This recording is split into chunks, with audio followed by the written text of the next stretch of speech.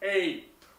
Hello, welcome back to Overall Nerds. We've got another video. This time is what is the issue with Phase 4 in terms of Marvel? We've kind of just had Thor, and like it was a bit of a, it wasn't a bad film. I think I enjoyed it. I think it was a fun time, but I was disappointed by the end of it still. So it's kind of been a recurring theme with Phase 4. We've been getting, I would say, decent films, but it still just felt lacking. This is the thing though, everyone seems to be having a problem with Phase 4, Mm. and we're just here to kind of try to get to the root of why. We're gonna try, yeah. Because these films aren't bad. They're Exactly. not. I think Eternals wasn't bad, I just think it was a bit boring if you ask me. Mm. Thor Love and Thunder wasn't bad. Doctor Strange wasn't bad. No Way Home was amazing. And Shang-Chi was quite good. So like, you know, in terms of track record, they're fine. I think the problem here, one of the problems, is that when it's coming to these big name characters like Thor and Doctor Strange, like, I'm not gonna lie, Thor, it should have delivered more. I think my issue with Thor is that it doesn't offer too much. And Yeah. like, if you don't offer much to MCU, I don't really care about that. You It's know? true, yeah. It's character building now. Because if you're not storytelling, you should be character building. Yeah, but you can even do storytelling within your own franchise. Like, it should have been a storyteller for the Thor franchise itself. I guess you can say somewhat with the Hercules thing, but that's like minimal. I think it didn't do much for the Thor franchise, and that's the bare minimum it should do. Again, it doesn't have to connect into the MCU for me. But it's like I was saying earlier, you know, Thor, I feel like they just don't know what to do with his character. He was, honestly, they're so lucky that they made the character change to Ragnarok when they did, because Thor was one of the highlights of Infinity War. Yeah, Like, Ragnarok and Infinity War, Thor was like one of the top 3 characters. it was peak. It was peak Thor, like, it was amazing. And that was like that was like it. Now they just don't seem to. They've gone back in time now. Like, oh, who am I? What should I do? I guess that happens after like 1,000 years. But it's happening after every 2 years. Every film he's lost himself. He finds himself, loses himself, all that stuff, and it just recycles. It's the same old rubbish. When this film started out, Thor 4, and he's sitting like, oh, I don't know what to do with my life. Like, bro, like. You have the freedom to do what you want to do. Just do it, man. Like, you know you'll be a superhero. Like, what do you want to do? Yeah. So that's like my issue with it. Like, this whole like it doesn't offer anything to Thor because of what you were saying, the circle theory, and also for the MCU it doesn't do much. I don't think it offered that much to the overall franchise. I think the MCU's got to a point now where it's like, how many shows? 11 projects have come out. 11 since projects, 2021. and like so Since one of WandaVision. 29th film I think Thor was. Obviously, okay. And I think now the audience are being like, you're 29 films in, if you're going to release something, it has to be something amazing. Because if you release, the standard's gone higher. And I think that's the main issue with Marvel now. The standard's gone higher and Marvel can't hit that standard. Before we were like, Marvel, they're not the underdogs, but it's like, oh, seeing what Marvel do was a surprise. It was like, oh, Guardians of the Galaxy. Okay, we'll go see what that is. I still think Guardians of the Galaxy was reasonable, would be well received, but I'm just saying that... Yeah, the quality, as in the reason it's expectation of a certain, like, okay, it's not even just because it's MCU, it's because it's Thor. Did you have much expectation of Eternals? Not really. We just wanted to see what it would be like. You have 2 types of films that come out of the MCU. You have the random ones that they're just trying to test out. You know, your Moon Knights, your Eternals, your Shang-Chi's. And you have the ones that need to deliver because they're big names. Your Thors, your Spider-Mans, your Doctor Stranges. You know, so even to an extent your Hawkeye TV series and your WandaVision TV series, and Falcon and Soldier. Like, the 2 types, and I feel like people sometimes get confused because they're going into Eternals expecting like Endgame level kind of shit. Yeah. But then they're going into Thor, and Eternals is probably delivering that, but we're just not seeing it because we really are not as invested. Whereas they're kind of relying on this big name Thor, we don't have to put that much effort in. If the same effort of Eternals is put into Thor 4, I think that would have been a good film. They definitely made Thor for like I don't even know why they made it. That's the thing. I don't see. It's like it was just like something they had to put out there because they knew it would make money because it's Chris Hemsworth and Yeah, Thor. Taika Waititi as well. But yeah, I think that might be a main issue. I think you were saying about they don't have like a central focus. Well, That's what a lot of people are saying. my theory is, and Bean doesn't agree, but my theory is that back in phase 2 and 3, when Marvel really started, we can say that the peak of Marvel was legit 2 and 3, right? There was this overarching Infinity War story, and like you would go to these movies and you'd see it, and the movie might not be the best, but you know it's playing into this overarching story, and you're like, okay, cool, now we're just 2-3 films away from Infinity War. Okay, this is where this character is. Okay, cool, like he's here, blah blah. Right? Oh, there's an Infinity War. There's this gem. Oh, Doctor Strange is the Time Stone. Oh yeah, it's not good to keep to Infinity War. All that kind of stuff. You know, it doesn't make up for like it being a bad film, but it just elevates the experience a bit more. And it makes you comes out and you're like, even Ant-Man and the Wasp, Ant-Man ended up in the quantum realm and that's going to play into Endgame.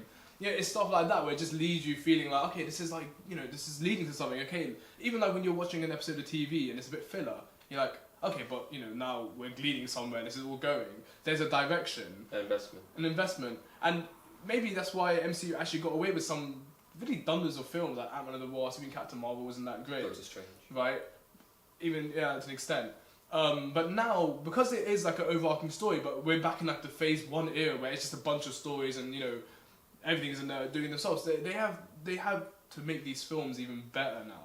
Because people are going there expecting, there's no saving grace now, there's no overarching story that's like... I think there is overarching story. Yeah, the Secret Wars, multiverse stuff, fine. And the ones that have kept to that, Doctor Strange and No Way Home, has been relatively okay, well received. When did they announce their Endgame when Infinity War thing, like years back? Just before Phase 2, I believe.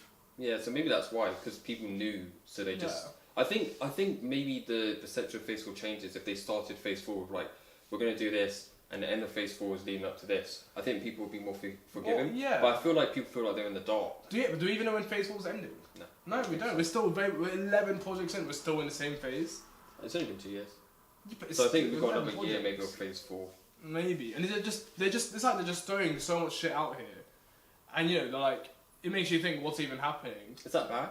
I know, it doesn't have to be bad, but they have to make sure what they're putting out is good. Mm. If Guardians of the Galaxy was its own self-contained film, don't forget, Guardians of the Galaxy had no relation to Avengers. There was not even a hint of anything that we had known before. There was nothing. It was completely by itself. Yeah, Thanos, yeah. And even Thanos was barely mentioned in the Avengers. Like, that was it. This shows that you can have a film that has no relation to anything, doesn't even play into the plot. Moon Knight was thriving on that. Moon Knight was thriving on that, exactly. And Moon Knight had a lot of effort put into it, right? But when you're having these... So you can have an amazing film, and Guardians of the Galaxy stands up just being an amazing ensemble film. It's complacency, yeah. But it's just like... It's a mixture right now of fans being complacent, but it's also a mixture of MCU not doing their part. I don't think it's the fans being... But I think it's the MCU itself being complacent, because I'm thinking back to Shang-Chi and how you had that bus fight scene, and it was great, and it was some great action, and I think the story worked well.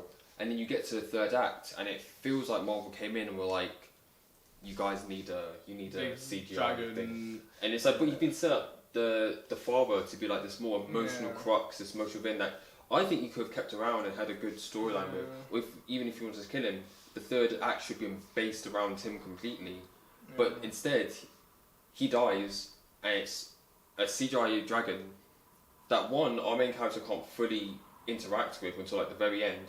But then you have another CGI dragon that we don't even know that well, who's meant to be like the good guy, and it's like... For me, Marvel always flops at these final third acts. Even in their TV shows, I argue the exact same. Yeah, even Moon Knight, you have this like, you go from the mental health aspect of it, of like episode 4 and 5, where it's like, guys, it's like giving us all, and then you got all those like amazing scenes and everything, and then you get to episode 6.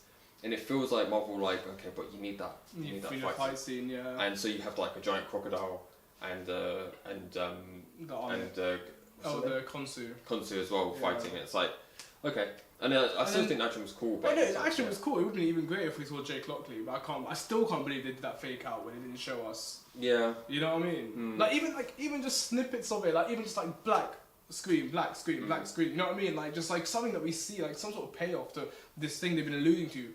All season, all 6 episodes, everything had like, there's a, and the worst thing is fine, then don't show us. But then they show us like 10 minutes later, some Spanish guy, you know what I mean? Yeah. So, it's just...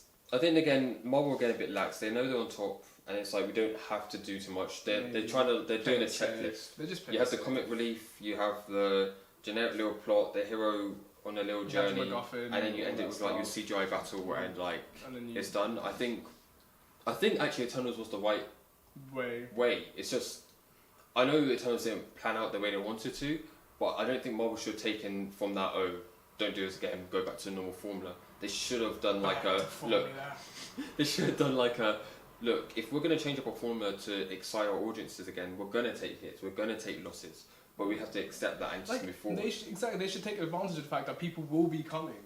So honestly, like even if we like give me a film that's just been very different, Like the Batman was very different, I thought. Yeah. You know what I mean? Sort of like people, landscape, yeah. the people now they want something different. They actually they're bored. Like things like Thor. Like Logan and something like that. Yeah. It's crazy how we went from loving this Thor again to like just like it's just like a bit boring. but we changed as fans. Like that was good because we'd never seen Thor in that light before. But then it's been 5 years since then. Yeah.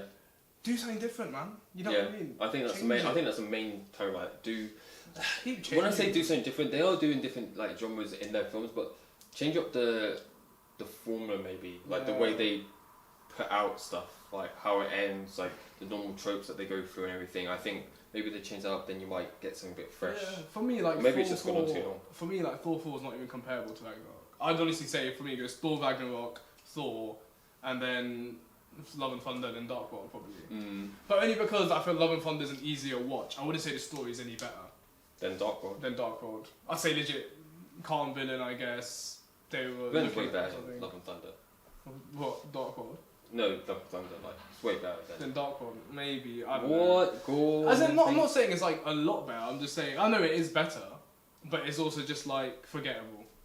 Both were pretty forgettable. No, I think Christian Brothers stand out in that. But I mean, there was more of him. Like apparently, they cut out a lot. yeah.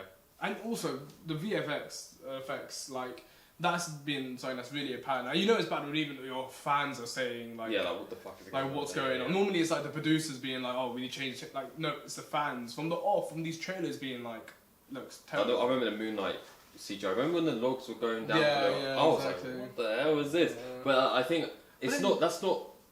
It's Marvel's fault because they're pumping out so much and they're giving so much Yeah. these VFX artists to do that they can't. And then when you look at like the One Division CGI and like the Falcon Winter Soldier, like that first Falcon fight scene, they had a whole year of COVID to be working on. Yeah, that. You yeah. see what it can be.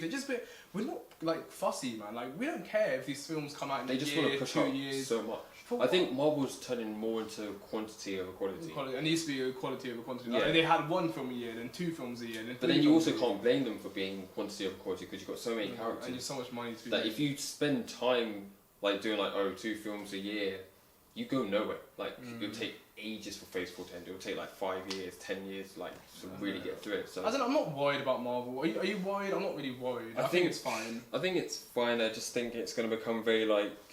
You're not going to become excited for Marvel because like, it's a Marvel film. So being like, it's a Marvel. It's film. like take the Flash. Like Flash, 3 seasons were pretty decent, and then their 4th season and the 5th season, and everything just started getting it just flipped. We were the biggest Flash fans ever, and now we don't even care what's happening in the Flash. Yeah. I just hope the yeah. MCU doesn't become like that, where like in case I'm like, I don't even care at this point. Miss Marvel, I haven't even watched it. It's the first Marvel property I haven't even watched. Damn. Yeah. Which is ironic. But like, yeah. Thanks for watching. Thanks for watching. That's Comment, like, subscribe, do all that good stuff, and we'll see you next time.